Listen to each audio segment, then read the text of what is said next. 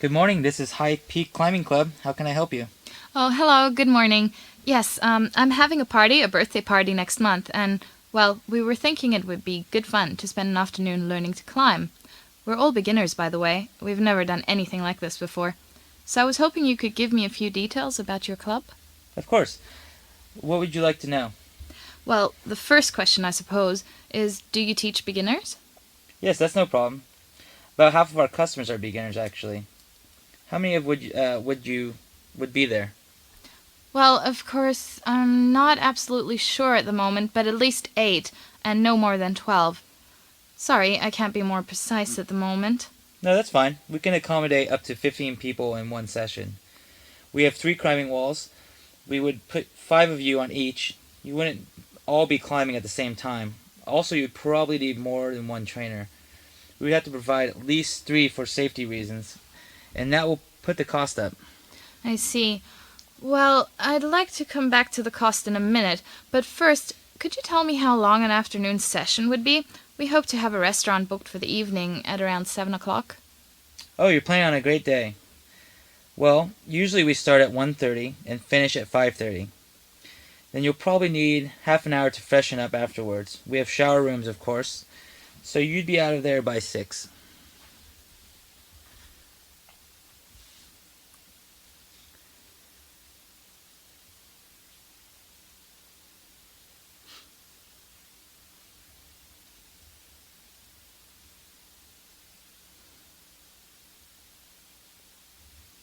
That should fit in nicely. So could you tell me more about the plan for the afternoon? Yes, we kick off with a short talk given by our senior trainer. He'll go over the basics of team climbing and inform you about the most important part of climbing safety. This is a fun session. You will be expected to participate, not just sit and listen. That takes 30 minutes, and then you'll be split into groups and go to the climbing walls. You'll first learn a few basic techniques and try them out on the lower part of the wall. The trainer will coach you and gradually, hopefully by the end of the afternoon, you will all have reached the top of at least one wall. That's the goal anyway. Sounds great. Okay, so about the cost. How much would it be for, say, 12 of us? Well, you pay per trainer, so it will be £30 per hour per trainer. You'll have 4 hours in the afternoon, so that's £120 trainer and 3 trainers, so it would be £360 in total. If there are 12 of you, that's just £30 each for the full afternoon. I see. Okay, I think that's reasonable. How can I go about booking that? Well, we don't take bookings over the phone, I'm afraid.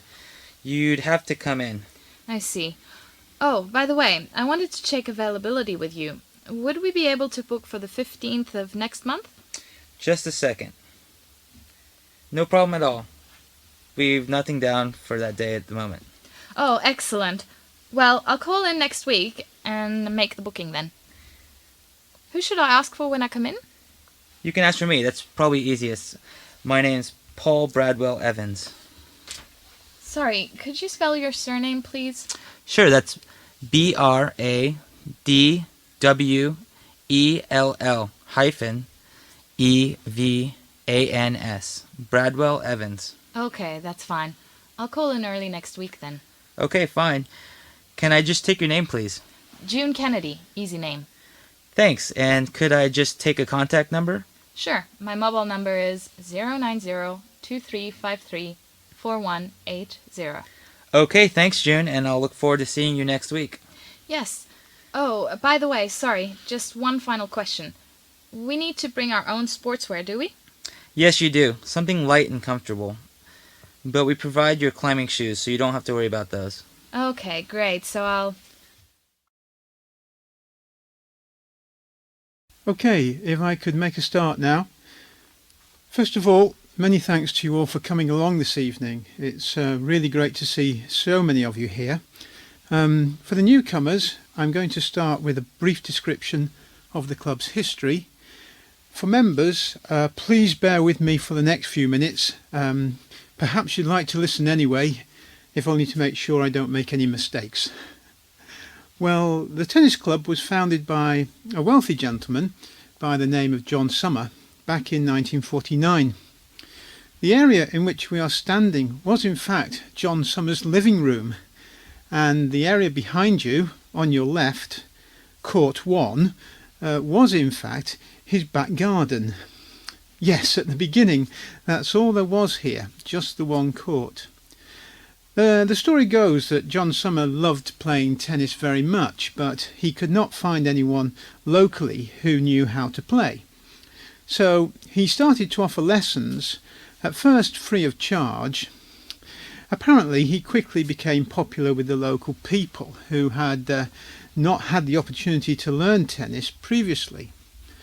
After 1 year, he was in a position to charge a fee for his lessons, and that's when the club started to grow.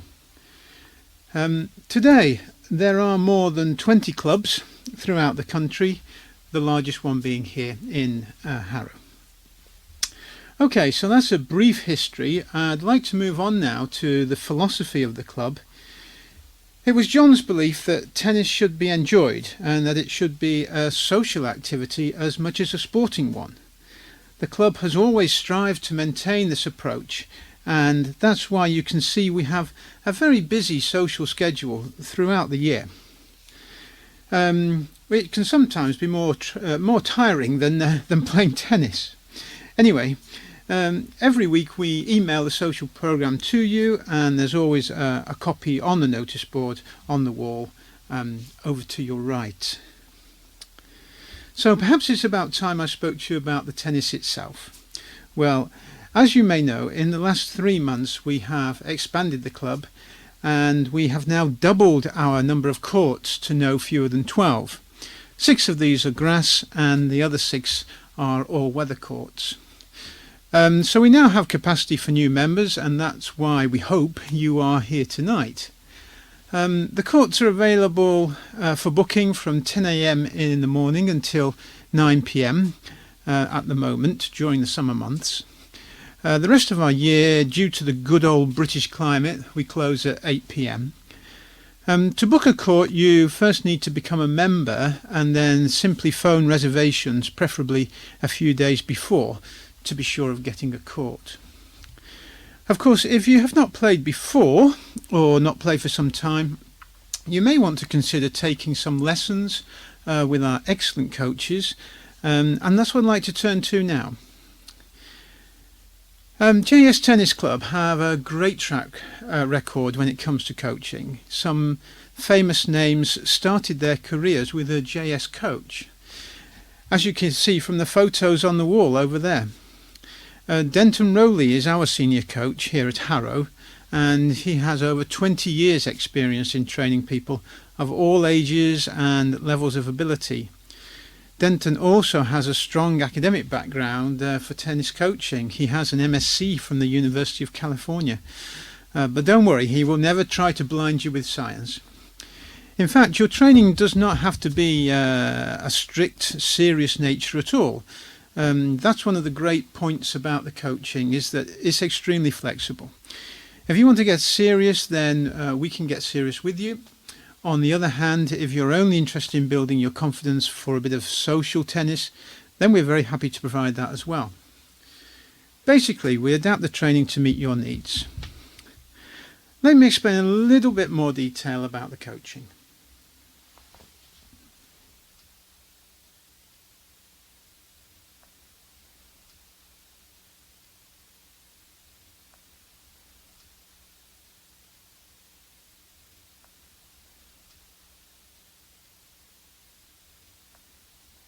So, how can you choose the best program for yourself? There are several things that are important to bear in mind. For sure, the first and most important one is to decide where you want to get to. It's really important to be clear about this. As the old adage goes, if you don't know where you want to get to, you don't stand much chance of getting there. The second thing, which is extremely important, is to be realistic about the time you have available for tennis training. A lot of people set themselves high goals which they often really want to achieve, but all too often the reality is that they just don't have enough time in their schedule to achieve them. The other thing to be realistic about is your level of fitness. Now, it may sound surprising, but most of us believe that we are much fitter than we actually are. So, if your fitness level doesn't fit with the goals you've set yourself, then again, you may need to allocate time for some fitness training. Okay, one more thing.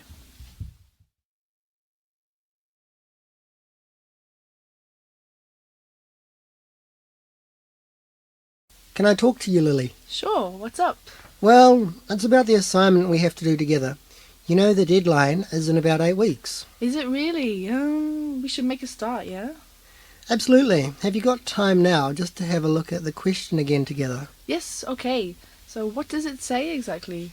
Well, it says we have to consider 2 areas of the leisure industry and discuss the current trends in each, compare and contrast where appropriate. Yes. So which areas do you think we should choose? What about the trends in eating out and having friends over for dinner? Yeah, that could be interesting. Well, it occurred to me the other day that more and more people seem to be having dinner parties at home and maybe eating out less. Yeah, I mean, a lot of people are into cooking these days. Just look at all the cookery programs there are.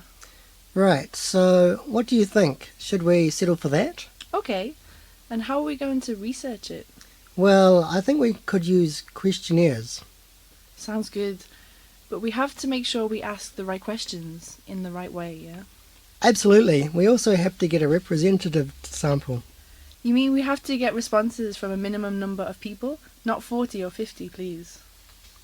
From the assignment info, it seems we could get away with 15. Okay, not too bad. Perhaps we should do 20 to be on the safe side. Yes, I'm sure we've still got time to do 20. Well, what do you think if we do 10 each? That'll save us some time. Great. So, what do you think? Have you got time now left to draft the research question? Okay, just to get an idea of the main question we're trying to answer, you mean? Exactly. Actually, I wrote one down last night. What do you think? The aim of this research is to determine the percentage change in the number of people who choose to have dinner parties. Yeah, sounds about right. Do you think we should use the word choose or prefer? I'm not sure there's a real difference there, but perhaps prefer is clearer. Yes, I agree. So people who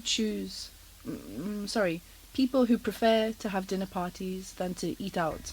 Okay? Okay, well, that's great. We seem to have made a good start.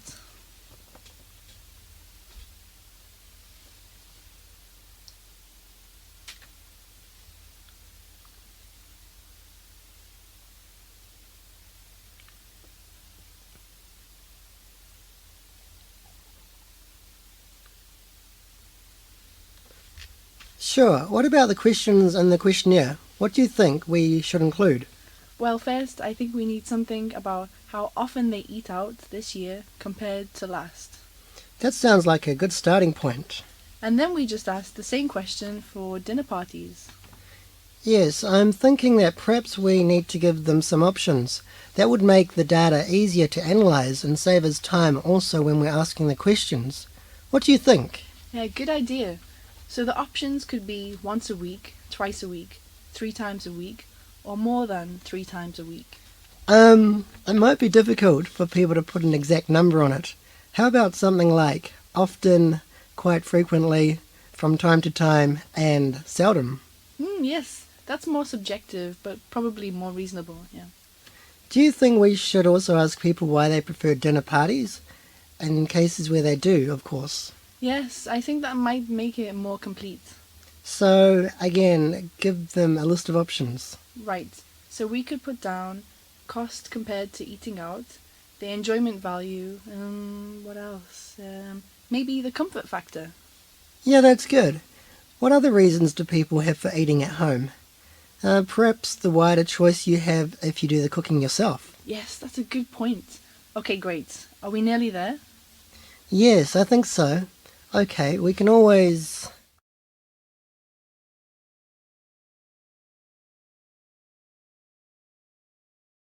Hello everyone. For those of you who don't know me, my name's Claire and I'm very pleased to be with you all today. This is the second workshop on what I believe to be one of the most fascinating topics in the natural world, the coral reefs. Last week, as I'm sure you all remember, we looked at what corals are exactly, the various different types of coral, and then, rather sadly, we finished with the somewhat shocking statistic that by 2050, if no action is taken very soon, we could lose up to 70% of all our coral reefs. Clearly then, it follows that today in this second session, we should consider what we can do about this worrying situation, what we can do to protect our coral reefs. Now you may think that living here, many miles away from the sea, it's virtually impossible to do anything whatsoever to protect the coral reefs. Well, nothing could be further from the truth. There is in fact quite a long list of actions which you could take depending on your circumstances and location. When we start to look at some of them, I'm sure you'll see how easy it is for anyone, wherever they live, to make some form of contribution. Let's start then by looking at some of these action points. The first one may come as a big surprise to you. It's very simple and it's something you can do right in your own home. Use less water. How can that possibly help, I hear you ask? Well, by using less water, we generate less wastewater, of course, and less wastewater means less pollution in our oceans. Less pollution in the oceans means that the coral reefs are more likely to be unharmed. The second thing we can do may also come as a bit of a surprise to you. Get on your bikes. Yes, you did hear me correctly. Now, this is also related to pollution, or at least to minimising it. Fossil fuel emissions from cars and industry can result in ocean warming. Increases in water temperature can lead to mass bleaching of the corals and can even lead to widespread destruction of the reefs. So, if you are able to cut down on your fossil fuel emissions, you are indirectly contributing to the survival of the reefs. The third action is an obvious one. If you've been on the beach, surfing, snorkeling, fishing, or just sunbathing, please clean up properly. Don't leave any form of litter at all, fishing lines or nets on the beach or in the water. These cause pollution, and again that pollution can lead to widespread damage of the reefs. So once again, please tidy up before you leave. And again, if you're in the water, diving or snorkeling, you need to do so in a safe and responsible way. Don't touch the reef and never anchor your boat on the reef. Any contact with the reefs can damage the coral animals which are extremely delicate. In fact, just anchoring your boat on the reef can actually kill it. Would you believe that? So any contact with the reefs is a real no-no. There are just a few more things you can do which you may not have thought about. Firstly, you can plant a tree. Great fun, of course, and not only will you be helping to reduce pollution, but you will also be helping to reverse the warming of our planet and the oceans. If you like this idea, there's some more information and contact details in the handout. I'm afraid the telephone number has in fact changed.